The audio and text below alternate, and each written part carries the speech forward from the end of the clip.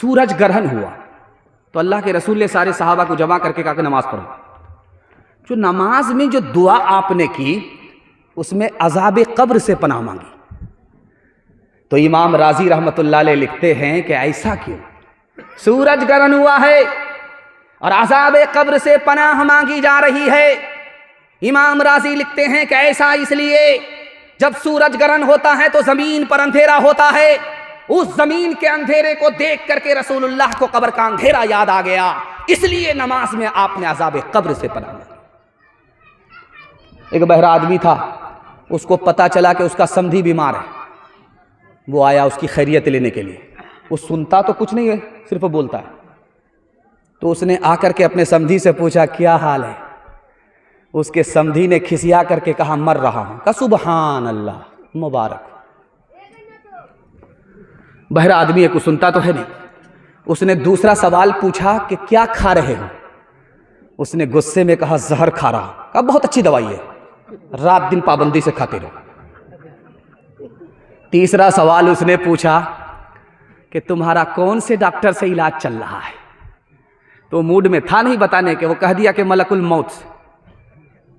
तो बोला कि बहुत अच्छा डॉक्टर है, इतना बढ़िया इलाज करेगा कि पूरा इलाज करके ही छोड़ेगा। किसी गुलफाम को कफना रहा हूं, जनाजा हुस्न का दफना रहा हूं। किसी गुलफाम को कफना रहा हूँ, जनाजा हुस्न का दफना रहा हूँ। लगाना दिल का उन फानी बुतों से, लगाना दिल का उन फानी बुतों से। अब बस है दिल को ये समझा रहा हूँ, अब बस है दिल को ये समझा रहा हूँ। माशाअल्लाह, बहुत अच्छा आपने सुना। एक बस्ती में जलसा जब ख़त्म हुआ तो लोग चले गए जलसा सुन करके, तो सब लोग बदल गए मगर एक आदमी बराबर गुनाह कर रहा है। उसको लोगों ने ताना मारा कि जलसा सुन करके क्या फ़ायदा हुआ, सब लोग बदल गए, तुम मगर नहीं बदले, बराबर गुनाह कर रहे हो। तो वो बोलता है कि सब कुछ वहीं माफ़ हो गया, इसलिए नए सिरे से गुनाह कर रहा।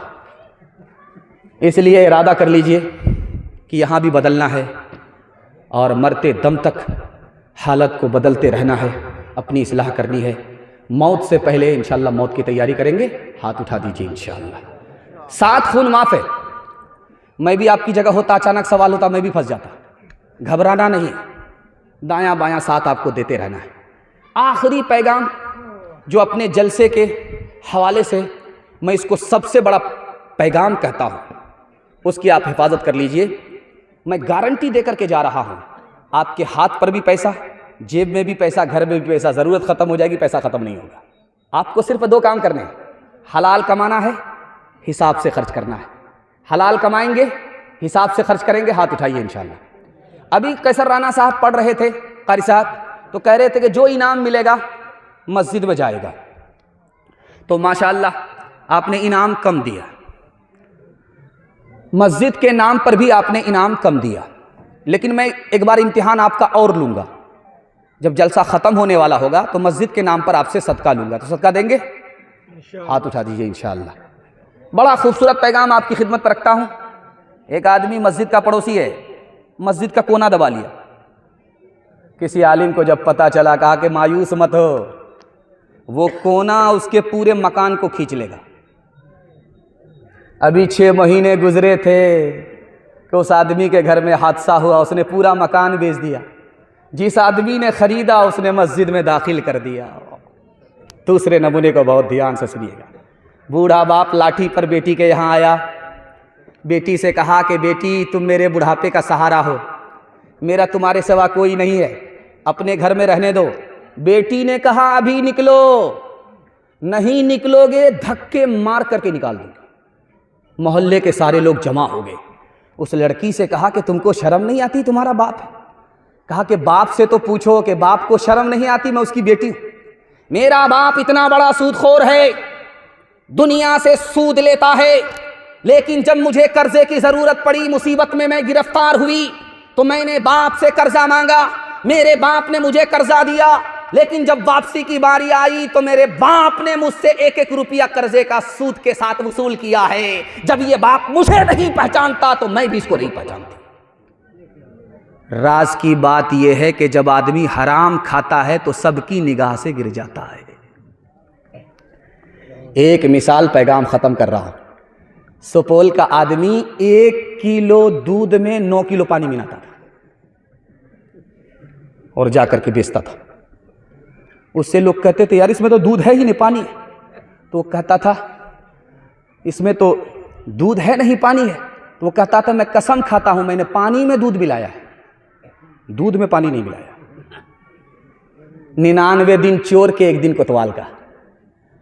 वो दूध बेच करके जब घर लौट रहा था तो उसके बटुए में पैसा था, साइकिल से जा रहा था। उसको पेशाब पखाने की जब हाजत हुई तो वो पाकड़ के दरख्त के नीचे साइकिल रखा, बटुआ रखा। हाजत पूरी करने के लिए तालाब में जब गया, वहां से वापिस आया तो देखा आंख बंद डब्बा गायब। साइकिल तो है, बटुआ है ही। उसने चारों तरफ देखा, नजर नहीं आया। सर जो ऊपर उठाया तो देखा कि वो बंदर के हाथ में बटुआ, और वो पैसा निकाल करके देख रहा कि असली है या जाली है। तो उसने जब उसको देखना शुरू किया तो एक सिक्का उसके हाथ से छूट करके पानी में गिरा और बोला टभाक। वो बोला कि कितना खूबसूरत दिवाली का पटाखा है, सुबहान अल्लाह। उसने दूसरा सिक्का निकाला, फिर गिराया, टभाक। ये आदमी देख रहा है, इसका कलेजा सूख रहा है, ये तो पूरा बटुआ खाली कर देगा ये दिवाली के धमाके के चक्कर में। इसने हाथ जोड़ करके कहा कि भाई साहब महाराज, तुम्हारे काम का वो सिक्का नहीं है, हमको लौटा दो, हम तुमको केला खिलाएंगे। तो बंदर को तरस आए, एक सिक्का इधर फेंके, एक सिक्का पानी में डाले। बटुआ जब खाली कर दिया तो इसने कहा कि महाराज समझ में आ गया, जो दूध का पैसा था वो ऊपर आया, जो पानी का पैसा था वो पानी में चला गया। झूठे टुकड़े खाकर बुढ़िया तब तक पानी पीती थी, मरती है तो मर जाने दो, पहले भी कब जीती थी, पहले भी कब जीती थी। जय हो पैसे वालों की, जय हो पैसे वालों की, गेहूं के दलालों की, इनका हद से बढ़ा मुनाफे, कुछ ही कम है डाके से, कुछ ही कम है डाके से। बरसों राम धड़ाके से, बुढ़िया मर गई फाके से। कल युग में भी मरती है, सतयुग में भी मरती थी, ये बुढ़िया इस दुनिया में सदा ही फाके करती थी। जीना उसको रास न था, जीना उसको रास न था, पैसा उसके पास न था, उसके घर को देख के लक्ष्मी मुड़ जाती थी नाके से, मुड़ जाती थी नाके से। बरसों राम धड़ाके से, बुढ़िया मर गई फाके से। हाथ उठाइए, वादा कीजिए हलाल कमाएंगे, हिसाब से खर्च करेंगे इंशाअल्लाह। फ्री में अगर शादी में मिला तो छोड़ेंगे नहीं, हाथ उठा दीजिए इंशाअल्लाह। खैर माशाअल्लाह, इसमें मैं देख रहा नीयत के कितने पक्के सब नजर आ रहा है।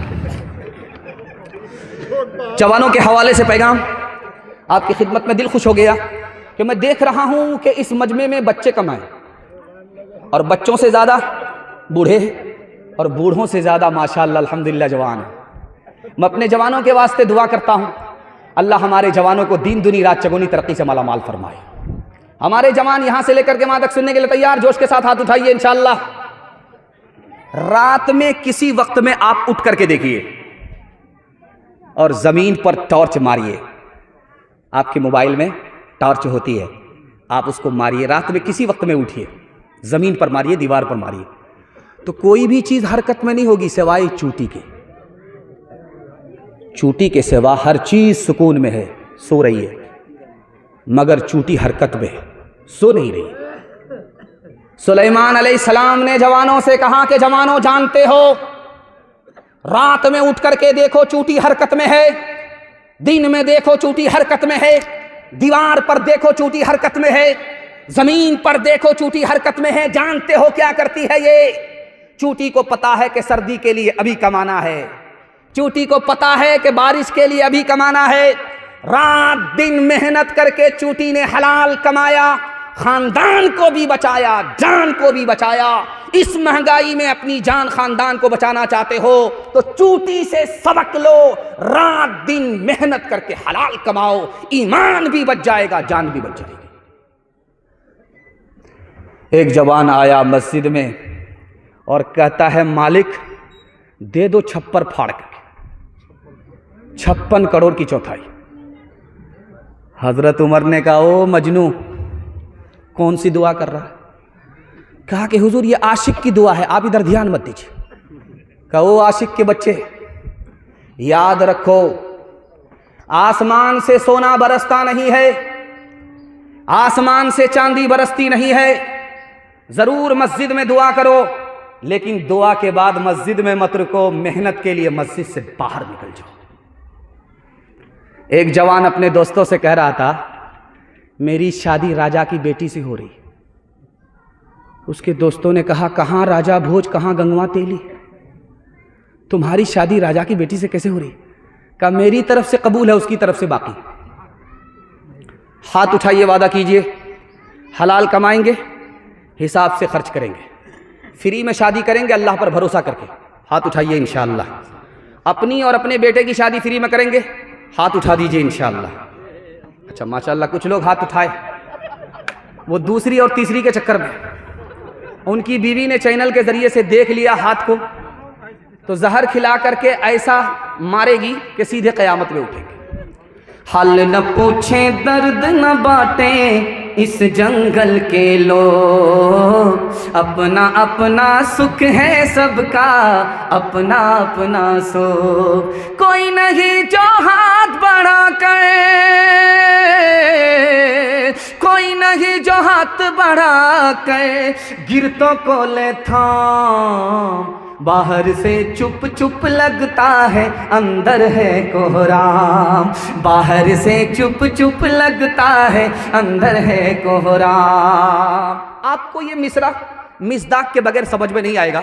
मैं मिसदाक को ले आता हूं तो आपको मिसरा ज्यादा समझ में आएगा। कल बारात जाने वाली है, लड़का लड़की को फोन कर रहा है कि तुम्हारे बाप ने 4 चक्का का वादा किया था, 4 चक्का खरीदा है कि नहीं, 4 चक्का खरीदा है कि नहीं। तो लड़की ने उसको तसल्ली दिया, अरे आप परेशान क्यों होते, शादी तो होने दीजिए, पीछे से दे देगा। मतलब उधार है, पीछे से दे देगा। अब उधार का नाम सुन करके उसका दिमाग ऐसा खराब हुआ कि तलवे का खून उसके दिमाग पर आया और वो खिसिया करके कहता है कि तुम्हारे बाप की औकात है 4 चक्का देने की। तो जैसा लड़का वैसी लड़की। लड़की ने कहा कि मेरे बाप की तो औकात है हवाई जहाज देने की, तुम बताओ कि तुम्हारे बाप की औकात है एयरपोर्ट बनाने की। हलवाई की दुकान नाना जी का फातिह। दीवारों के इस जंगल में भटक रहे इंसान, अपने अपने उलझे दामन झटक रहे इंसान। अपनी बीती छोड़ के आए, अपनी बीती छोड़ के आए, कौन किसी के काम। बाहर से चुप चुप लगता है, अंदर है कोहराम। बाहर से चुप चुप लगता है, अंदर है कोहराम। इतना डूब करके आपने सुना है कि महसूस होता है कि मैं आपको 2 घंटे भी सुनाता रहूं तो आपकी प्यास बाकी रहेगी, बुझेगी नहीं। और इतना गौर से आपने हमको देखा है कि मुझे डर लगता है कि कहीं आपकी नजर न लग जाए, लेकिन मैं भी चालाक आदमी हूं, दम करके बैठा हूं। लगाइए कितनी नजर लगाते हैं आप। जवानों के हवाले से पैगाम और जहमत तमाम हमारे जवान दारू के हवाले से। अभी देख रहा था कि जब 4 चक्का से लोग आ रहे थे तो पुलिस वाले रोक करके कहते थे कि रोकिए, तो कागज नहीं देख रहे थे, डिग्गी देखते थे। डिग्गी में क्या है, कहीं वोट में दारू के बदले सौदा तो नहीं किया है। मतलब दारू को चेक किया, सिर्फ डिग्गी को चेक किया और कुछ नहीं, कागज को चेक नहीं किया। बस दारू के हवाले से 3 मिनट का पैगाम अपने जवानों के नाम देता हूँ और हाथ जोड़ करके आपसे कहता हूँ, आप सिर्फ दारू से बच जाइए, आपके ख़ानदान को अल्लाह बचा लेगा। अगर आप नहीं बचे, आप तो तबाह होंगे, आपका ख़ानदान भी तबाह हो जाएगा। इसको सामने रखिए। इतना बड़ा मजमा है जलसे का, कौन आदमी कैसा है 1 मिनट में अगर जानना चाहते हैं तो थर्मामीटर दे रहा हूं। इसमें कौन अच्छा आदमी है आपको देखना है, 1 लाइन में पता चल जाएगा। इसमें कौन बुरा आदमी है आपको 1 मिनट में पता चल जाएगा। मैं कसौटी दे रहा हूं, आप तजर्बा करके देखिए। जिस आदमी को देखना इस मजमे में अच्छा है या बुरा है, उसके दोस्त को देखिए।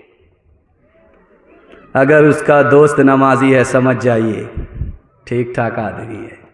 अगर उसका दोस्त शराबी है, पियक्कड़ है, तो समझ जाइए कि ये ऊपर से फीट फाट है, नीचे से मकामा घाट है। एक सहाबी आए, कहा या रसूल अल्लाह मुझे पता चला है कि शराब हराम हो गई है। कहा बिल्कुल सही है, शराब हराम हो गई। कहा या रसूल अल्लाह मैं ये शराब किसी को वापस कर सकता हूँ, जिससे खरीदा हूँ उसको वापस कर सकता हूँ? कहा बिल्कुल नहीं। कहा या रसूल अल्लाह मुसलमान के लिए शराब हराम है, गैर मुस्लिम के लिए हलाल है, गैर मुस्लिम को दे सकता हूँ? कहा बिल्कुल नहीं। कहा या रसूल अल्लाह मैं क्या करूं, मेरा तो पैसा डूब जाएगा, यतीमों का पैसा है, दारू खरीदा है तिजारत के लिए, करूं तो क्या करूं? अल्लाह के रसूल ने फरमाया चाहे यतीम के पैसे से खरीदे हो, फिर भी किसी को दे नहीं सकते, किसी को दिला नहीं सकते, किसी से कीमत ले नहीं सकते। गरीब का पैसा है, यतीम का पैसा है, मैं अपनी जेब से भर दूंगा, लेकिन तुमको इजाजत नहीं दे सकता कि पियो और पिलाओ। आखिरी बात आपकी खिदमत पर रखता हूं। आपने मुझे इतना टाइम दे दिया है कि शायरों को बिल्कुल मुख्तसर वक्त मिला, और अगर वो लंबा करने के लिए जा रहे थे तो आप भी लंबा हो रहे थे। अल्लाह आपकी इस मोहब्बत को सलामत रखे।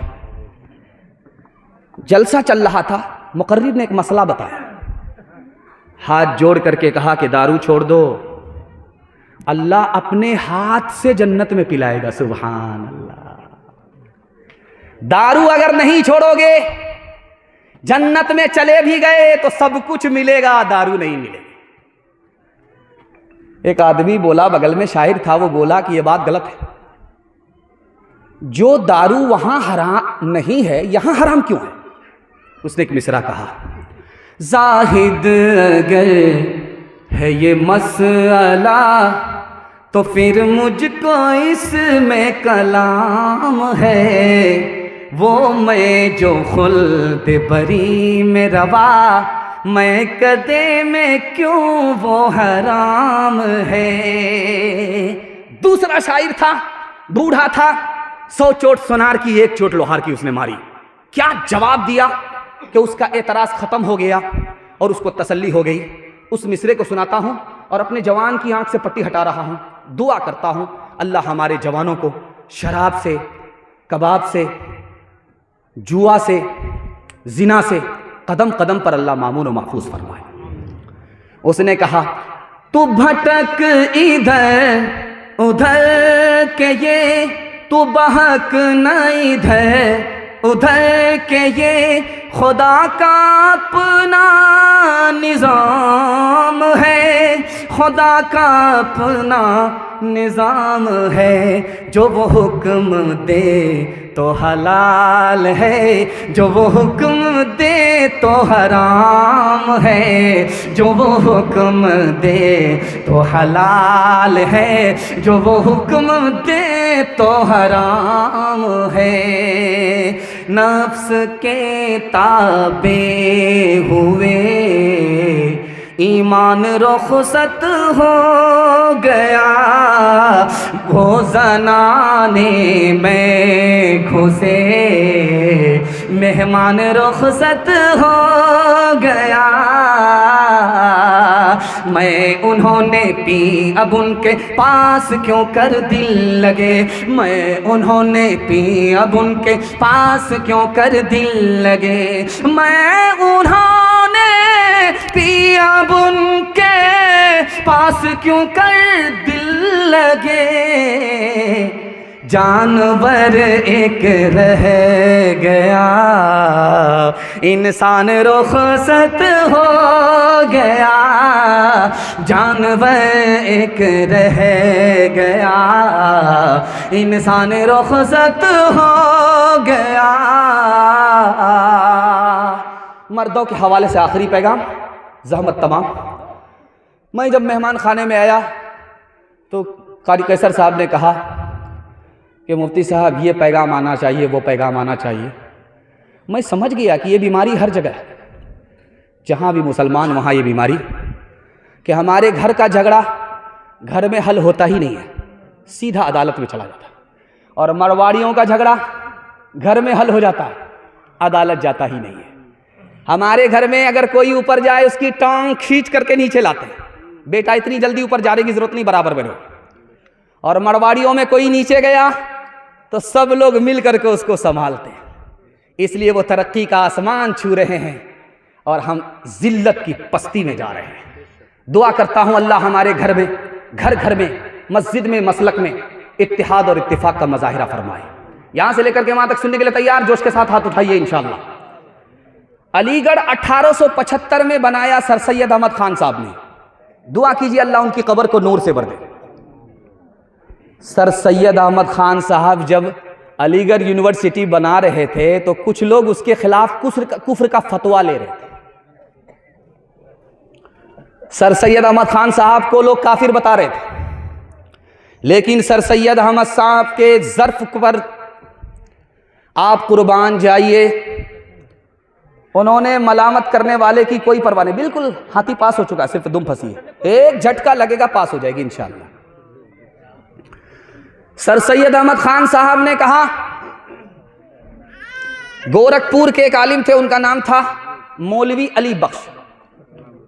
सर सैयद अहमद खान साहब के खिलाफ कुफ्र का फतवा लेने के लिए कहां चले गए? सीधा मक्का चले गए। जब सर सैयद अहमद खान साहब को पता चला कि कोई मुझको काफिर बनाने के लिए मक्का गया है, तो उन्होंने कितना खूबसूरत तबसरा किया, वो आपकी खिदमत में रखता हूं। अल्लाह ज़र्फ दे तो ऐसा ज़र्फ दे, इत्तिहाद दे, मोहब्बत दे तो ऐसी मोहब्बत, ऐसा इत्तिहाद दे। उन्होंने कहा कि मौलवी अली बख्श मेरे खिलाफ कुफ्र का फतवा लेने के लिए गोरखपुर से मक्का गए। वाह रे मेरा कुफ्र, मेरे कुफ्र के सदके में वो हाजी हो गए। सुभान अल्लाह, मेरा कुफ्र भी क्या कुफ्र है, किसी को हाजी बना देता है। आपका रमजान का महीना गुजरा है, रमजान का महीना गुजरा है, तो चाहे पटना हो चाहे कलकत्ता हो, अलविदा जुमा में एक ऐलान हुआ है। उस ऐलान पर इस पैगाम को ख़त्म कर रहा हूं और दुआ करता हूं अल्लाह आपस का इत्तिहाद और इत्तिफाक हम सबको नसीब फरमाए। तो उसमें ऐलान ये था, इमाम साहब माइक लेकर के खड़े होकर के बोले, लोगों ये अलविदा जुमा है, इसके बाद रमज़ान का कोई जुमा नहीं है, ईद की नमाज है। याद रखो, ईद की नमाज ईदगाह में इतने बजे होगी, 8:30 बजे होगी, 9:30 बजे होगी, 8 बजे होगी, 9 बजे होगी। ऐलान हो गया। एक आदमी तैश में आकर के खड़ा हुआ, कहा इमाम साहब गलत ऐलान किए, ऐलान वापस लीजिए। ईद की नमाज अगर आप मस्जिद में पढ़ेंगे तो मैं पढ़ूंगा आपके पीछे, अगर ईद की नमाज ईदगाह में पढ़ेंगे मैं कभी नहीं पढ़ूंगा। तो इमाम साहब ने करीब बुला करके कहा, अल्लाह का बंदा, जुमा की नमाज नहीं है, ईद की नमाज है, आम हालत में ईदगाह में पढ़ी जाती है, तुमको क्या परेशानी है? कहा परेशानी, मेरे भाई का मुझसे 10 साल से केस चल रहा है, वो हमेशा ईदगाह में नमाज पढ़ता है, वो मनहूस जब तक ईदगाह में नमाज पढ़ेगा मैं नहीं पढ़ूंगा। तो समझ में आ गया कि ये घर से चोट खाया हुआ है। बुला करके कहा कि तुम्हारा मसला चुटकी में हल कर देते हैं। वो एक किनारे में ईदगाह में नमाज पढ़ेगा, तुम दूसरे किनारे में ईदगाह में नमाज पढ़ना। जब नमाज ख़त्म हो जाएगी तो वो अलग रास्ते से चला जाएगा, तुम अलग रास्ते से चले जाओगे। फिर भी खफा होकर के कहता कि आप एक किनारे की बात करते हैं, अगर मुझे पता चल गया कि मेरा भाई जन्नत में गया है तो मैं जन्नत में भी नहीं जाऊँ। हाथ उठाइए, वादा कीजिए, मोहब्बत से जिएंगे, मोहब्बत से मरेंगे। 3 दिन इख्तलाफ रहेगा, उसके बाद इख्तलाफ ख़त्म हो जाएगा। हाथ उठाइए इंशाअल्लाह। दामाद बेटी का झगड़ा, दामाद सीधा जेल, हाथ उठा दीजिए इंशाअल्लाह। जिंदाबाद जिंदाबाद ऐ मोहब्बत जिंदाबाद जिंदाबाद जिंदाबाद, ऐ मोहब्बत जिंदाबाद। मंदिर में तू मस्जिद में तू ही है ईमानों में, मुरली की तानों में तू और तू ही है आज़ानों में, मुरली की तानों में तू और तू ही है आज़ानों में। तेरे ही दम से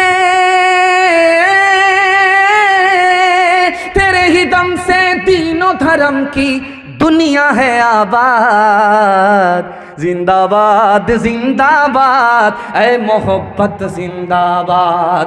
ताजे हुकूमत जिसका मजहब फिर उसका ईमान कहाँ, जिसके दिल में प्यार न हो वो पत्थर है इंसान कहाँ, जिसके दिल में प्यार न हो वो पत्थर है इंसान कहाँ। प्यार के दुश्मन होश में आ,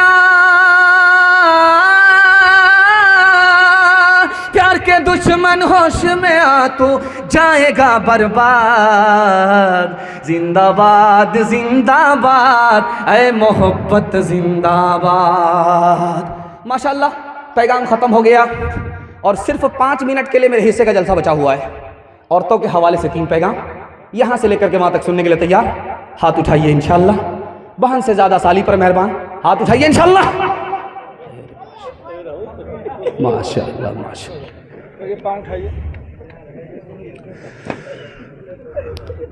आज से 40 साल 50 साल पहले 2 चीज की हिफाजत होती थी घर के अंदर, 2 चीज की हिफाजत घर के अंदर होती थी। एक थी दौलत, उसकी हिफाजत भी घर के अंदर होती थी, और दूसरी चीज थी औरत, औरत की भी हिफाजत घर के अंदर होती थी। 40 साल गुजरने के बाद जमाना बदल गया। जो दौलत घर के अंदर थी वो घर से निकल करके बैंक में पहुंच गई, जो औरत घर के अंदर थी वो घर से निकल करके बाजार में पहुंच गई। न ईमान सलामत है, न आबरू की हिफाजत है। दूसरे नमूने को बहुत ध्यान से सुनिएगा। कुछ औरत को देखिएगा, समाज में बुर्का होता है जिस्म में, और चेहरे पे नकाब होता है। जिंदा रही बुर्के के साथ रही, नकाब के साथ रही, इंतकाल कर गई तो वसीयत करके जा रही है कि मेरे जनाजे को दफन करना तो रात में दफन करना, ताकि लोगों को पता ना चले कि लंबी थी या नाटी थी या दुबली थी कि पतली थी। नसीहत करके जा रही है। लिखने वाले ने लिखा कि जानते हो ये बुर्का जो जिस्म के ऊपर है, चेहरे पर जो नकाब है, इस्लाम की जबान में इसको क्या कहा जाता है? सत्तारुल उयूब। सत्तारुल उयूब का मतलब है अगर ये औरत बुर्के के साथ दुनिया में जिंदा रही तो अल्लाह कदम कदम पर उसके ऐब को छुपाएगा। अगर ये औरत उसी हाल में मर गई तो अल्लाह इस पर्दे की वजह से, बुर्के की वजह से उसके एक एक गुनाह को माफ कर देगा। लड़की आगे आगे जा रही थी, लड़का पीछे था। तो लड़की ने पलट करके देखा, जान न पहचान, कहां से आए मेहमान? तो लड़का बोला, मैं तुम्हारे ऊपर आशिक हूं। कहा, आशिक के बच्चे अभी पता चल जाएगा कि तुम डुप्लीकेट हो कि ओरिजिनल हो, 2 मिनट में पता चल जाएगा। लड़की ने कहा कि अरे तुम मुझ पर क्या आशिक हो? मेरे पीछे जो मेरी बहन आ रही है मुझसे ज्यादा खूबसूरत है। अगर आशिक होना तो उसके ऊपर आशिक हो जाओ। अब ये मजनू इसको छोड़ करके उधर ताक झांक कर रहा है। लड़की ने दोनों गाल में 2 तमाचा मार करके बंदर की तरह लाल कर दिया। कहा कि तुम ओरिजिनल नहीं हो, डुप्लीकेट हो। अगर तुम मुझ पर आशिक होते तो मेरी तरफ ध्यान होता, दूसरे की तरफ ताक झांक नहीं करते। अपने घर की औरत की आबरू और ईमान की हम खुद हिफाजत करेंगे। हाथ उठाइए इंशाअल्लाह।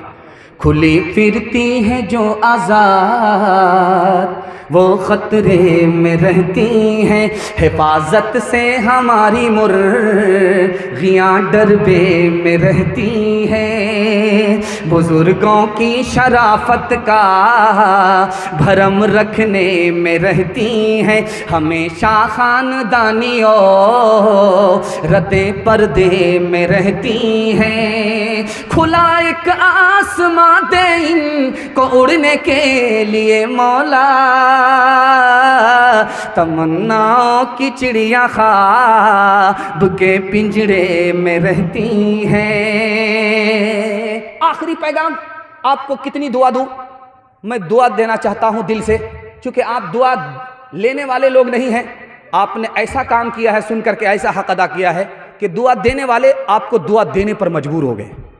मैं आपकी जवान बेटी के वास्ते दुआ करता हूं, कबूलियत की घड़ी में अल्लाह उसकी आबरू और ईमान की कदम कदम पर हिफाजत फरमाए। पाकिस्तान के एक आलिम थे, उनका नाम था अल्लामा शब्बीर अहमद उस्मानी। उन्होंने कहा कि आपको पता है दुनिया की जन्नत कहाँ है? दुनिया की जन्नत। तो लोगों ने कहा कि हजरत बताइए दुनिया की जन्नत कहाँ है? कहा कि दुनिया की जन्नत को अगर देखना चाहते हो, जैसा सुकून जन्नत में वैसा सुकून इस दुनिया की जन्नत में, जानते हो कहाँ है? तो मैं बता रहा हूं, जिस घर में बीवी एक हो, शौहर नेक हो, वो दुनिया की जन्नत है। उसमें ऐसा सुकून मिलता है जो जन्नत में मिला करता है। एक आदमी अल्लाह के यहां क़यामत में जब जाएगा तो अल्लाह फरिश्ते से पूछेगा इसके नामे अमाल को चेक करो, नेकी है? तो फरिश्ते इधर से उल्टा करके देखेंगे, उधर से उल्टा करके देखेंगे, हाथ जोड़ करके फरिश्ते कहेंगे मालिक एक भी नेकी नहीं है, गुनाह से नामे अमाल भरा हुआ। तो फरिश्ते कहेंगे अब इसके लिए क्या किया जाए? इसको जन्नत से निकाला जाए, जहन्नम में दाखिल किया जाए, या जन्नत और दोज़ख दोनों से अलग कर दिया जाए? मालिक इसके लिए क्या किया जाए? तो खुदा की तरफ से ऐलान होगा इसको जन्नत में दाखिल करो। चाहे नेकी नहीं है, लेकिन एक काम ये करता था, अपनी बीवी पर मेहरबान था, करम करता था, सितम नहीं करता था। अपने बच्चे पर मेहरबान था, करम करता था, सितम नहीं करता था। जलसा में एक मसला बताया आलिम दीन ने। अभी एक बात आपको बता रहा था कि कारी साहब जब खड़े हुए तो कहा, जब वो पढ़ रहे थे तो इनाम आ रहा था, जब मस्जिद का नाम आया तो इनाम रुक गया। आपको हैरत होगी कि ऐसा कैसे हुआ, लेकिन जो मुताला आपकी खिदमत पर रखता हूं आपका दिल मजबूत हो जाए। ऐसा हुआ क्यों? इनाम आ रहा था, बरस रहा था, लेकिन जैसे उन्होंने मस्जिद का नाम लिया इनाम रुक गया। बता रहा हूं, राज सुनिए। जब आदमी 10 रुपया लेकर के खड़ा होता है मस्जिद मदरसा में सदका देने के लिए, तो 70 शैतान उसको रोकता है। कितना? 70 शैतान उसको रोकता है। इसलिए आप देखेंगे कि मस्जिद का नाम आया तो लोग आए ही नहीं। जेब में पैसा ज़रूर था लेकिन नहीं आए, शैतान ने अपना काम कर दिया। 10 रुपया लेकर के कोई निकले सदका के लिए तो 70 शैतान रोकता है। 2 मिनट में आपका जलसा ख़त्म हो रहा है, 70 शैतान रोकता है। एक आदमी खड़ा हुआ 20 से बोला कि आज मैं 10,000 रुपया सदका खैरात करके आता हूं, देखता हूं कौन शैतान मुझको रोकता है। शैतान को पछाड़ करके मैं आ रहा हूं। वो जलसा से निकला, घर पहुंचा, जैसे उसने संदूक खोला, 10,000 की गड्डी को हाथ में लिया, अब जेब में लेने वाला था, उसकी बीवी ने हाथ पकड़ लिया।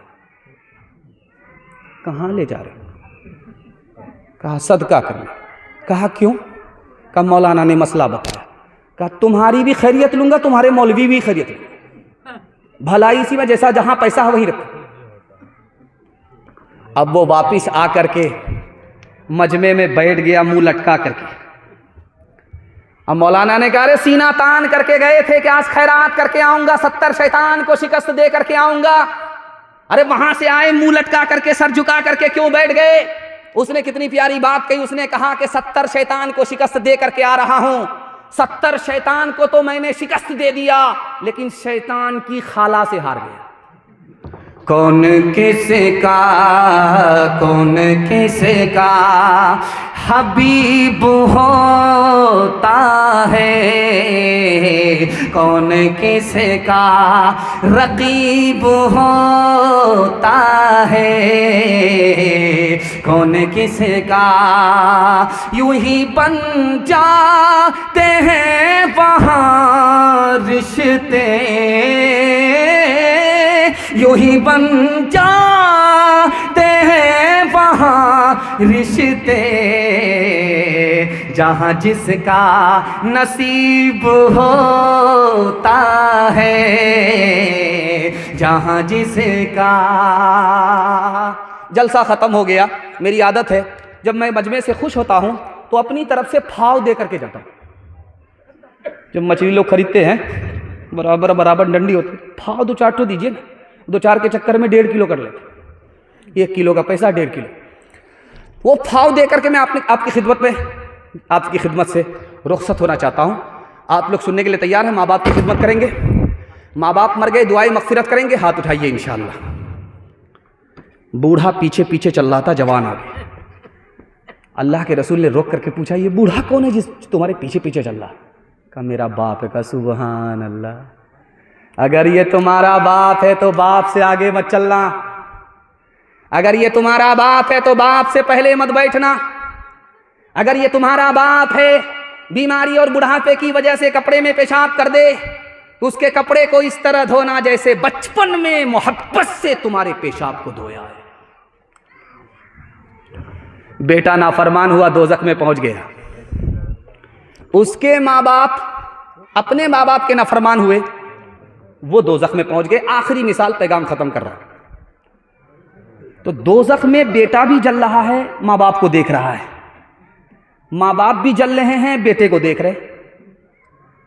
तो बेटा खुदा से कहता है, मालिक मैं आग में जल रहा हूं, मुझे इसकी कोई परवाह नहीं है, लेकिन मेरे माँ बाप आग में जल रहे हैं, मैं बहुत शर्मिंदा हूं। मेरे खुदा मेरे माँ बाप को, मेरे माँ बाप के गुनाह को मेरे सर पर डाल दो, मेरे माँ बाप को जहन्नम से निकाल दो, जन्नत में दाखिल कर दो, माँ बाप के गुनाह की सजा मुझको दो। तो खुदा कहेगा, लो भाई सुबहान अल्लाह, ये तो माँ बाप का दुनिया में बहुत बड़ा नाफरमान था, और आखिरत में ये अपने माँ बाप का तरफदार बन करके माँ बाप को दोज़ख से निकालना चाहता है। खुदा बोलेगा कि तुम्हारी अदा मुझको पसंद आई, चलो तुम अपने माँ बाप के हाथ को पकड़ो, माँ बाप के साथ जन्नत में चले जाओ। माँ बाप के खैर खा को मैं दोज़ख में नहीं रखा करता। हाथ उठाइए, वादा कीजिए माँ बाप की खिदमत होगी इंशाअल्लाह। बीवी जब मर जाएगी तब खिदमत होगी इंशाअल्लाह।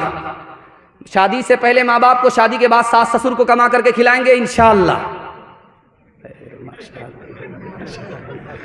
वो थे महरूम,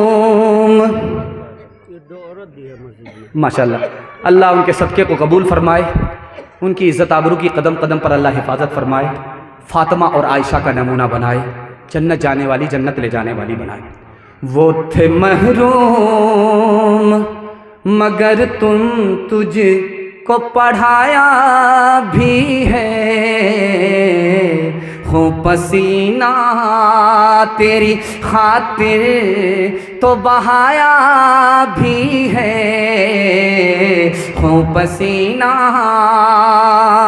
सर उठा के जो तू रहता है आज शाह में, सर उठा के जो रहता है तू शाह में, ये तेरे बाप का सदका है, इस काबिल बनाया है, ये तेरे बाप का। एक बार आपके माँ बाप के लिए मैं दुआ करता हूँ, और माँ बाप की खिदमत के लिए आपके लिए दुआ करता हूँ। आपके माँ बाप को आपकी दुआ की बरकत से अल्लाह जन्नतुल फिरदौस में जगह अता फरमाए। शुजाअत लेके आए हैं माशाअल्लाह। बड़ी जल्दी मोहब्बत में आपने जलसा सुन करके जलसे को ख़त्म करने के लिए बैठ गए। अंदाज़ा नहीं था कि इतनी जल्दी आपका जलसा मोहब्बत में इतनी रफ्तार के साथ निकल जाएगा। आपने मोहब्बत में डूब करके जलसा सुना, आधा से ज़्यादा जलसा आपका निकल गया, थोड़ा सा बाकी है। दुआ तक साथ देंगे, यहाँ से लेकर के वहाँ तक हाथ उठाइए इंशाअल्लाह। नबी का नाम सुन करके झूम जाएंगे और नबी का काम देख करके घूम जाएंगे। हाथ उठा दीजिए इंशाअल्लाह। माशाअल्लाह, समझ में आ गया। 3 सवाल पैगाम शुरू हो रहा है। बिल्कुल आपको बाईपास लेकर के जा रहा हूँ। हाँ, बंद कर दीजिए, अच्छा रहेगा। 3 सवाल से मैं अपने पैगाम को शुरू करने के लिए जा रहा हूँ। आपकी चमकती हुई टोपी, चमकती हुई पेशानी, दिल खुश हो गया। दुआ करता हूँ अल्लाह आपके मुक़द्दर को ईमान से, कुरान से चमकाए। 3 सवाल, पैगाम शुरू हो रहा है। दुनिया में आदमी 3 काम करते हैं, लेकिन वो काम कभी मुकम्मल होता ही नहीं है। वो 3 काम कहाँ है, क्या है, वो मुकम्मल कहाँ होंगे, ये मेरा पहला सवाल है। दूसरा सवाल है, हर इंसान के 3 वतन हैं, पहला, दूसरा, तीसरा। वतन कहाँ है, ये मेरा दूसरा सवाल है। तीसरा और आखिरी सवाल आपकी खिदमत में रखता हूं। अल्लाह आपके इल्म में इजाफा फरमाए, मेरे मुताला को ताज़ा फरमाए। नबी की औलाद में बेटी भी बेटा भी, लेकिन बेटा अल्लाह को प्यारा हो गया, इंतकाल कर गया, बेटी बाकी रही। इसका राज क्या है, यह आखिरी सवाल है। यहां से लेकर के वहां तक सुनने के लिए तैयार, जोश के साथ हाथ उठाइए इंशाअल्लाह। दुनिया में आदमी 3 काम करते हैं रात दिन, लेकिन वो मुकम्मल होते ही नहीं है। मुकम्मल कहाँ होंगे, ये आपको बताने के लिए जा रहा हूं। सीरत के हवाले से आप सुनने के लिए बैठे हैं, सुना रहा हूं। आदमी खाता है, भूख मिटती नहीं है। रात में खाया, भूख सुबह को लग रही है, सुबह को खा लिया, दोपहर में भूख लग रही है, भूख मिटती नहीं है। कहाँ मिटेगी, बता रहा हूं। जब मरने के बाद कयामत में खुदा के दस्तरखान पर खुदा का बंदा पहुंचेगा, लुकमा हलक के नीचे उतरेगा, दुनिया की भूख मिट जाएगी। दूसरा नमूना आपकी खिदमत में रखता हूं कि आदमी सोता है, नींद पूरी होती नहीं है। ये नींद कहां पूरी होगी, जमीन के ऊपर नहीं होगी। जब आप जमीन के नीचे जाएंगे, कब्र में पहुंचेंगे, वो अधूरी नींद जो जमीन के ऊपर अधूरी रही, कब्र में पूरी हो जाएगी। तीसरी चीज अल्लाह आपके इल्म में इजाफा फरमाए, प्यास कहां बुझेगी। तो लिखने वाले ने लिखा, प्यासा इंसान दुनिया में पीता रहता है, प्यास बुझती नहीं है, लेकिन मरने के बाद हौज़े कौसर पर पहुंचेगा, नबी के हाथ से जाम मिलेगा, हलक के नीचे उतरेगा, जन्नत में जाने तक प्यास बुझ जाएगी। हर इंसान के 3 वतन है। पहला वतन जहां वो पैदा हुआ, दूसरा वतन रूहानी, जहां मरने के बाद ईमान रहा तो जन्नत में पहुंचेगा, तीसरा वतन ईमानी। कहां है, किस जगह है, बता रहा हूं सीरत के हवाले से। जहां से हर मुसलमान को ईमान नसीब हुआ, वो नबी का मदीना है, हमारा ईमानी वतन है। अल्लाह बार बार उसकी जियारत नसीब फरमाए। नबी की औलाद में बेटी भी बेटा भी, लेकिन बेटी जिंदा रही, बेटा इंतकाल कर गया। राज क्या है, बता रहा हूं, उस पर पैगाम को ख़त्म कर रहा हूं, सवाल को ख़त्म कर रहा हूं। बेटा अगर जिंदा होता तो नबी बनता, अगर बेटा नबी बनता तो बाप आखिरी नबी नहीं होते, इसलिए बेटा इंतकाल कर गया। अगर बेटा जिंदा होता, नबी नहीं बनता, तो लोग ताना मारते कि बाप को जो मकाम मिला वो बेटे को नसीब तक नहीं हुआ। इसलिए बेटा अल्लाह को प्यारा हो गया, बेटी जिंदा रही। हिंदुस्तान का एक बादशाह गुजरा, उसका नाम था औरंगजेब। दुआ कीजिए अल्लाह उनकी कब्र को नूर से भर दे। उनके खादिम का नाम था मोहम्मद हसन। तो बादशाह ने कहा कि बेटा मोहम्मद हसन, मुझको मिसवाक ला करके दो।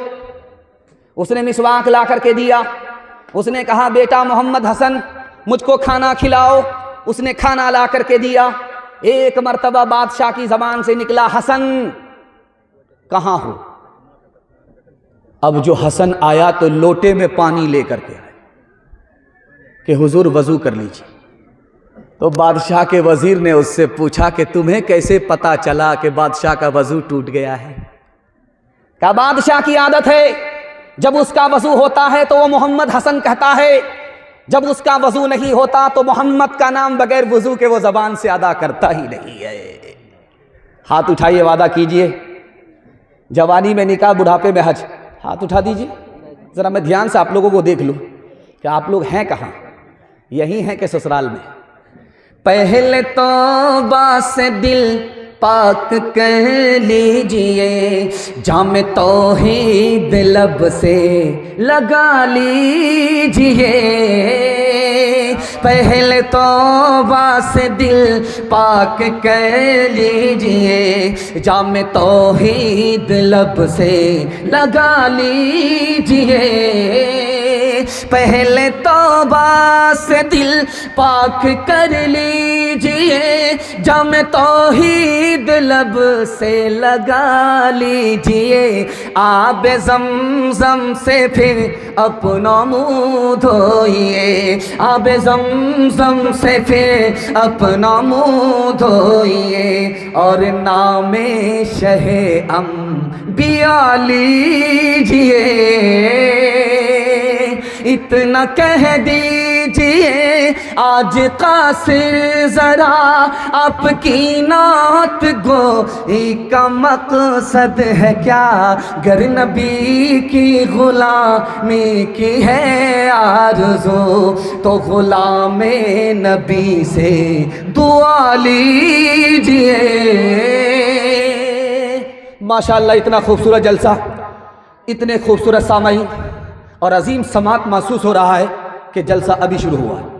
जब मैं आया था, मेहमान खाने में पहुंचा तो महसूस हुआ कि जलसा हो रहा है, लेकिन देखा कि शामियाना नहीं है तो समझ में आ गया जलसा नहीं है, मिलाद है।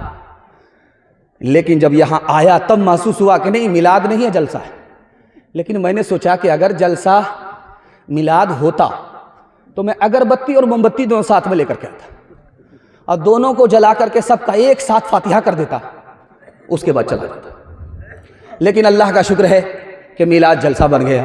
अल्लाह हमारे सुनाने को, आपके सुनने को बेहद कबूल फरमाए। नबी की सुन्नत के हवाले से पैगाम यहाँ से लेकर के वहाँ तक सुनने के लिए तैयार? जोश के साथ हाथ उठाइए इंशाअल्लाह। सीधा जेल में जाकर के दाढ़ी रखेंगे, हाथ उठा दीजिए इंशाअल्लाह। माशाअल्लाह, हम पहचानने ही के लिए आए, हम पहुँचा ही देंगे। एक किताब है, उसका नाम है दरबार अकबरी किताब है। तो लिखा कि अकबर बादशाह जब हिंदुस्तान में हुकूमत करता था तो उसके दरबार में सबको दाढ़ी थी, और अचानक सबने दाढ़ी सफाचट कर ली, चेहरा फुटबॉल का मैदान हो गया। हुआ कैसे, इसको सुना रहा। एक आलिम ने, दरबारी आलिम ने खड़े होकर के कहा कि हुजूर की खिदमत में एक सहाबी आए, गोद में बच्चा था, दुआ दिलाने के लिए लेकर के बच्चे को हुजूर की खिदमत में आए, तो अल्लाह के रसूल ने उस बच्चे का चेहरा देख करके कहा कि इसको तो मोछ भी नहीं है, दाढ़ी भी नहीं है, जन्नत में सबकी शक्ल ऐसी ही होगी। अब क्या था, बादल गरजा कहाँ, बरसा कहाँ, अगले दिन सब सफाचट हो गए, बच्चे के बाप सफाचट। अब रात में बच्चा परेशान कि ये बाप है कि माँ है। ये सुपौल है, सुपौल से आप यहां चलिए पंजाब जाइए, तो मैं आपको चैलेंज करता हूं, किसी भी पंजाबी को, सिख को भीख मांगता हुआ दिखाइए। आप नहीं दिखा सकते। सुपौल से चैलेंज है आपको, और देखते जाइए आंख फाड़ फाड़ करके, आप पंजाबी को, सिख को भीख मांगता हुआ नहीं देखें। लेकिन मुसलमान का हाल देखिएगा, हट्ठा कट्ठा उल्लू का पट्ठा, भीख का कटोरा लेकर के बोलेगा मौला के नाम पर दे दो, अल्लाह के नाम पर दे दो। पूछने वाले ने कहा, अरे शर्म नहीं आती भीख मांगते हो? का किस बात की शर्म?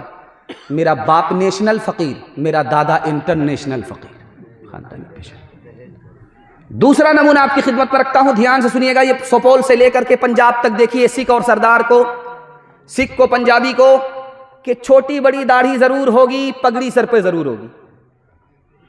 अब ये दाढ़ी किसकी सुन्नत है? नबी की सुन्नत है। ये पगड़ी किसकी सुन्नत है? नबी की सुन्नत है। जिंदा कौन कर रहा है? सिख और पंजाबी कर रहा है। आज दुनिया जानती है कि जो इज्जत सरदार को मिली है, सिख और पंजाबी को मिली है, मुसलमान को नहीं। एक नबी की सुन्नत को चेहरे पर सजाया, एक नबी की सुन्नत को सर का ताज बनाया। दुनिया पंजाबी नहीं कहती है, सरदार कहती है। आखिरी नमूना आपकी खिदमत में, एक मिसाल से पैगाम को ख़त्म कर रहा हूं। एक आदमी मुसलमान होकर के 2 लाख रुपए का कुत्ता खरीदा, मुसलमान होकर, और उसको गोद में बैठा करके ऐसे पाल रहा है जैसे लोग बच्चे को पालते। तो उसको किसी आलिम ने कहा, अरे शर्म नहीं आती, नबी ने मना किया, कुत्ते को घर में पालोगे रहमत के फरिश्ते नहीं आए। तो उस आदमी ने कहा, इसीलिए तो पाल रहा, जब फरिश्ता आएगा नहीं, मेरी रूह निकालेगा नहीं, मैं जिंदा ही रहूंगा, मरूंगा ही नहीं। सुभान अल्लाह। कह रहे अल्लाह का बंदा, कुत्ता भी तो मरता है, जो कुत्ते की रूह निकालता है वही तुम्हारी रूह निकालेगा। जो लोग मोहम्मद के वफादार नहीं हैं, अल्लाह की रहमत के वो हकदार नहीं हैं। जो लोग मोहम्मद के वफादार नहीं हैं, हासिल है जिन्हें इश्क़े मोहम्मद का खजीना, कौनैन की दौलत के तलबगार नहीं है। जो दीन हमें दे गए सुल्ताने मदीना, हम उसके बदल लेने को तैयार नहीं है। किस्मों से मोहम्मद के ये बनते हैं फिदाई, अग़यार की रस्मों से जो बेजार नहीं है। किस्मों से मोहम्मद के ये बनते हैं फिदाई, अग़यार की रस्मों से जो बेजार नहीं है। शक्ल तुम्हारी औरत जैसी, तुमने बना ली सूरत कैसी। मोच उड़ाए दाढ़ी बनवाए, औरत जैसी शक्ल बनाए। तुम्हें क्या हो गया है, तुम्हें क्या हो गया है। माशाल्लाह बड़ी बेदारी के साथ आपने सुना। अगर इसकी हिफाजत हो गई तो अल्लाह 100 शहीद का सवाब हमें देगा। हाथ उठाइए, वादा कीजिए बीवी से पूछ करके दाढ़ी रखेंगे इंशाअल्लाह। खैर माशाल्लाह जगह पर आ गए, बड़ी जल्दी जगह पर आए, वरना तो मैं जनाजा ही पढ़ा देता। तीसरा पैगाम आपकी खिदमत में रखता हूं छोटे छोटे बच्चों के हवाले से। और आपके बच्चों को कबूलियत की घड़ी में, जबकि खुदा आसमान पर खुदा आ चुका है, दुआ करता हूँ अल्लाह आपके बच्चों को इल्म से, हुनर से माला माल फरमाए, अच्छा इंसान बनाए, अच्छा मुसलमान बनाए। अल्लाह के रसूल के पास जब माल आता था तो मस्जिद में खड़े खड़े बांट देते थे। जब माल आया तो लेने वाला ही नहीं। अल्लाह के रसूल ने कहा, अबू हुरैरा दरवाजे पर जाओ, कोई मिले ले करके आओ, ये माल उसे दे दो। गए, वापिस आए का कोई नहीं है। फिर भेजा, फिर वापिस आए कोई नहीं है। फिर भेजा, फिर वापिस आए कोई नहीं है। कहा, अबू हुरैरा जब कोई नहीं है तो तुम ही ये माल लेकर के जाओ। हजरत अबू हुरैरा हाथ जोड़ करके खड़े हुए, अल्लाह के रसूल हमको ये माल नहीं चाहिए, हमको वो इल्म चाहिए जो आपके सीने के अंदर है। हमें तो वो इल्म चाहिए। इस दौलत को ठुकरा दी, उस दौलत इल्म को हासिल किया। 5400 हदीस के हाफिज बन करके उम्मत को रिवायत की और वक्त का गवर्नर बन गए। सुबह जब होगी तो आपका एक बच्चा स्कूल की तरफ जाएगा, सुबह जब होगी तो एक बच्चा आपका मदरसे की तरफ जाएगा। इमाम मुल्ला अली कारी के हवाले से पैगाम आपकी खिदमत में रखता हूं, अल्लाह उनकी कब्र को नूर से भरते। आपका बच्चा सुबह को उठा है, एक बच्चा स्कूल की तरफ गया है और दूसरा बच्चा मदरसे की तरफ गया है। तो जो बच्चा मदरसे की तरफ गया है, अभी मदरसा पहुंचा नहीं है, उसके लिए चूटी भी दुआ करती है और मछली भी दुआ करती है। मुल्ला अली कारी रहमतुल्लाह अलैह लिखते हैं कि चूटी सबसे छोटी मखलूक है, मछली दरिया के अंदर रहने वाली बड़ी छोटी मखलूक है। चूटी हराम मखलूक है, उसको खा नहीं सकते। मछली हलाल मखलूक है, उसको खाया जाता है। और जो मछली मखलूक है खाने वाली वो दरिया के अंदर है, जो चूटी हराम मखलूक है उसको खा नहीं सकते, वो दरिया से बाहर है। मतलब साफ है कि आपका बच्चा इधर मदरसे की तरफ गया, हर छोटी बड़ी मखलूक उसके लिए दुआ कर रही है। हराम हलाल दोनों मखलूक दुआ कर रही है। जो दरिया के अंदर है, जो दरिया से बाहर है, दोनों दुआ कर रही है। सोपोल का बच्चा सोपोल से निकला लंदन पढ़ने के लिए, बाप ने भेजा। तो जब जा रहा था तो नाना मामू चच्चा सबको पहचान रहा था। जब पढ़ करके आया कोट पतलून में तो बाप से ही कहता, तुम कौन हो? उसका बाप बड़ा सियाना था, कहा हमको नहीं पहचाने, तुम्हारी माँ का भतार है,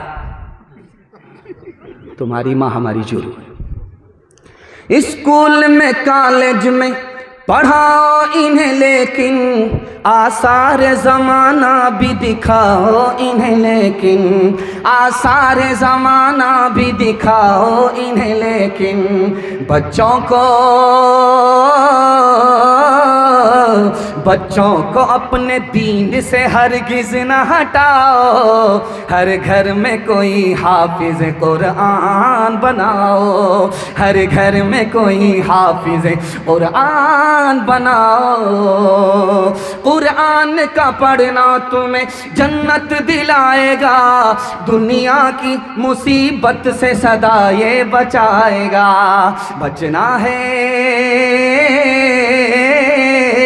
बचना है जहन्नम से तो ईमान बचाओ। हर घर में कोई हाफिज़ कुरान बनाओ। हाथ जोड़ करके एक पैगाम आपकी खिदमत में दे करके जा रहा हूँ। उम्मीद करता हूँ कि आप बेदारी के माहौल में सुन रहे हैं, आपके बच्चे का मुस्तकबिल रोशन होगा। आप डॉक्टर बाद में बनाइए, पहले अपने बच्चे को दीन की तालीम से मुसलमान बनाइए। हाथ उठाइए, अपने बच्चे को मुसलमान बनाएंगे। डॉक्टर का फीस नगद, मदरसे का चंदा उधार। हाथ उठा दीजिए इंशाअल्लाह। खैर माशाल्लाह। चाचा मैंने आपको देख लिया है, आप दोनों तरफ से आए, कन्या के भी मामू हैं, दुल्हा के भी मामू हैं। खैर अल्लाह हमारे सुनाने को, आपके सुनने को बेहद कबूल फरमाए। कुरान के हवाले से पैगाम ज़हमत तमाम। जलसे में, मदरसे में, मस्जिद में, गांव में जलसा होता था, मगर एक आदमी जलसा सुनता नहीं था। उससे किसी ने पूछा कि बस्ती में जब भी जलसा होता है तुम जलसा क्यों नहीं सुनते? कहा मैं रोज़ अपनी बीवी की गाली सुनता हूँ, हमको क्या ज़रूरत है जलसा सुनने की। चौथा पैगाम कुरान के हवाले से आपकी खिदमत में रखता हूँ और दुआ करता हूँ अल्लाह ज़मीन की पस्ती से कुरान की बरकत हम सबको उठाए और इज़्ज़त की बुलंदी हम सबको अता फरमाए। अभी आपने देखा होगा कि देवबंद में अमीर खान मुत्तकी फॉरेन मिनिस्टर अफ़गानिस्तान के तालिबान के आए तो पूरा हुजूम देवबंद में इतना बड़ा था कि लोग चलते चलते थक गए, पैर में दर्द होने लगा। देवबंद इतना बड़ा है कि कोई अगर पैदल चलना चाहे तो पैर फूल जाएगा, इतना लंबा चौड़ा है। इस मुल्क के वज़ीर तालीम थे, उनका नाम था मौलाना अबुल कलाम आज़ाद। दुआ कीजिए अल्लाह उनकी कब्र को नूर से भर दे। वो देवबंद देखने के लिए जब आए तो पैदल घूम रहे थे, इधर घूम रहे थे, इधर मुआयना कर रहे थे, उधर मुआयना कर रहे थे। मुआयना हो रहा है, पैर फूल गया, पैर में दर्द होने लगा, पूरा सर भारी हो गया। उसके बाद हाथ जोड़ करके कहने लगे मैं थक गया हूं, मेरा पैर दर्द कर रहा है, मेरी थकावट का इलाज करो। अब इतना बड़ा आलिम कह रहा है कि मेरी थकावट का इलाज करो, तो लोग समझे नहीं। कहा कि मैं कैसे इलाज करूं? कह रहे अल्लाह का बंदा, मेरी थकावट का इलाज ये है कि तुम अच्छे किसी कारी को कुरान पढ़ने के लिए बुलाओ, वो कुरान सुनाएगा और मेरी थकावट दूर हो जाएगी। रोम का एक बादशाह था, उसका नाम था कैसर। उसके सर में जब दर्द हुआ तो पूरी दुनिया के डॉक्टर को उसने बुलाया, लेकिन उसका दर्द नहीं छूटा। उतने आजिज आकर के हजरत उमर को खत लिखा, हुजूर करें तो क्या करें, मेरे सर का दर्द ही नहीं छूट रहा है। तो हजरत उमर ने एक टोपी भेज करके कहा कि इसको जैसे सर में लगाओगे तुम्हारा दर्द खत्म हो जाएगा। टोपी जैसे ही हजरत उमर की खिदमत से आई, उसने जैसे ही सर पे लगाया, सर का दर्द खत्म हो गया। उसने आजमा करके देखा कि टोपी की वजह से दर्द खत्म हुआ है या किसी और वजह से। उसने टोपी को उतार करके देखा, दर्द शुरू हो गया। फिर टोपी को पहना, दर्द खत्म हो गया। उसने सोचा कि आखिर इस टोपी में जादू क्या है। कैंची लेकर के काट करके देखा, एक पर्ची निकली। पर्ची को खोल करके पढ़ा तो उसमें बिस्मिल्लाहिर्रहमानिर्रहीम लिखा हुआ था। उसने कहा कि बिस्मिल्लाहिर्रहमानिर्रहीम कुरान की एक आयत है। जब एक आयत का ये हाल है तो पूरे कुरान का क्या हाल होगा।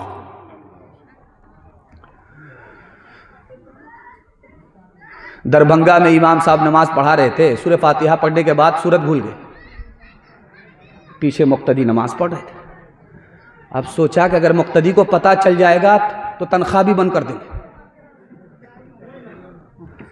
अब सूरह फातिहा के बाद बार बार घुमा रहे हैं एक ही आयत को, औज़ु बिल्लाहि मिनश शैतानिर रजीम, औज़ु बिल्लाहि मिनश शैतानिर रजीम, औज़ुबिल्लाहि मिनश शैतानिर रजीम। दरभंगा का मुसलमान समझ गया कि ज़रूर दाल में काला है, ये बार बार शैतान क्यों आ रहा है।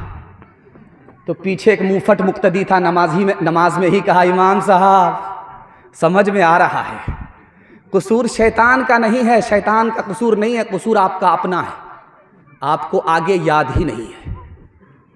जब हम कलाम पाक से वाबिस्ता हो गए, वाबिस्ता हो गए, सब मरहले हयात के आसान हो गए, आसान हो गए। हाथों से अपने दामने कुरान छोड़ के, कुरान छोड़ के जिस समत हम गए हैं परेशान हो गए, परेशान हो गए।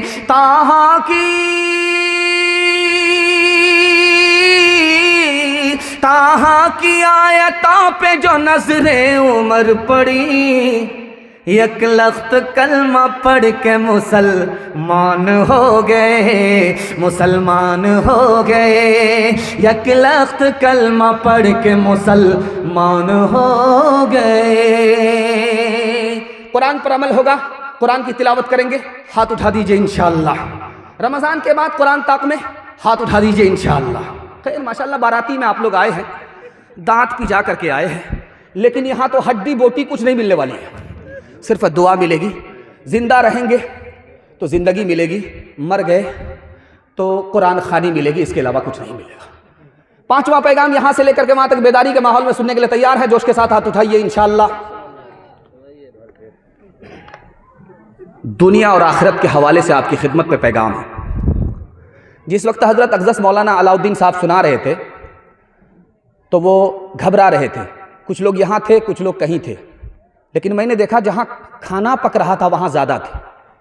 समझ में आ गया था कि रूहानी ग़िज़ा चाहिए या जिस्मानी ग़िज़ा चाहिए। बड़ा खूबसूरत पैगाम आपकी खिदमत पर रखता हूँ। अभी आप देख रहे हैं, मैं आपके सामने हूँ, बयान कर रहा हूँ। अक्टूबर का महीना ख़त्म हो रहा, सर्दी आ गई है, लेकिन पसीना छूट रहा है। ये नहीं, पंखा मत चलाइए, पंखा मत चलाइए, जितना पसीना छूटेगा उतना सवाब मिलेगा, वरना बंगाली भाई किसका खाया पिया घस का। तो मैं ये कहना चाह रहा था कि आप देखिए, मैं आपके सामने बैठा हूं, सर्दी का ज़माना है लेकिन पसीना छूट रहा है। लेकिन मदीने में जब आप दोपहर के वक्त में मैदान में चलेंगे और आपके सर पर सूरज होगा तो ज़मीन ऐसे खोलती है जैसे चूल्हे पर हांडी खोलती। अल्लाह के रसूल ने सहाबा को जमा फरमाया, कहा देखो ये ज़मीन खोल रही है जैसे हांडी पर चूल्हा खोलता है। गर्मी है, जूता उतार करके इस तपती रेत पर खड़े हो जाओ और हिसाब दो, जो मैंने कल तुम्हें पैसा दिया था कहाँ खर्च हुआ, कितना बाकी है, कितना बचा, कहाँ कहाँ खर्च हुआ, कैसे खर्च हुआ, हिसाब दो। पहला आदमी जूता उतार करके जैसे ही पैर रखता है उसका पैर भी जल्ला, दिमाग भी खोल रहा, हिसाब भूल गया, वो भी नाकाम। दूसरा आया वो नाकाम, तीसरा आया वो नाकाम। अब बारी आई आखिरी आदमी की, उसका नाम था हजरत अली रजी अल्लाह। अल्लाह के रसूल ने कहा, अली सबसे कम पैसा मैंने तुमको दिया है, जूता उतारो, पैर रखो, हिसाब दो। फटाफट हिसाब दिया, फटाफट हिसाब दिया, झटाझट हिसाब दिया, फटाफट हिसाब दिया। अल्लाह के रसूल ने उस मौके से कहा, लोगों दुनिया में तुम्हारे पास ज़रूरत से जितना कम पैसा होगा हिसाब उतना आसान होगा, ज़रूरत से जितना ज़्यादा पैसा होगा हिसाब उतना मुश्किल होगा। अभी आफ्ताब भाई के हवाले से लोग कह रहे थे कि आफ्ताब तो दिन में निकलता है, लेकिन ये आफ्ताब रात में निकलता है। ये आफ्ताब सखावत का आफ्ताब है, वो रात दिन निकलता है। अल्लाह सखावत को आबाद रखे, मुबारकबाद रखे। आफ्ताब ग्रहण हुआ,